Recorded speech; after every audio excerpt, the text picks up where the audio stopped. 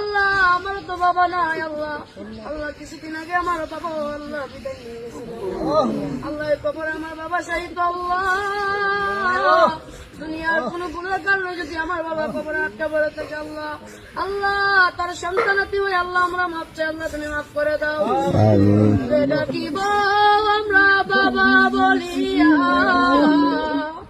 কারে ডাকিব আমরা দাদা বলিয়া, ও আল্লাহ কারে ডাকিব আমরা বাবা বলিয়া, কারে ডাকিব আমরা বাবা বলিয়া। আল্লাহ যেই বাবা নিজে না পড়ে আমরা পড়াইছে রে আল্লাহ, আল্লাহ আজকে সেই বাবা অন্ধকার কবরে আল্লাহ, আল্লাহ তুমি আমার আপনার কবরটা জান্নাতের বাগান করে দাও। আল্লাহ আমার দাদা নাই, দাদি নাই, নানা নাই, নানি নাই, আল্লাহ দাদা দাদি নানা নাই, কবরটা জান্নাতের বাগান বানিয়ে দাও।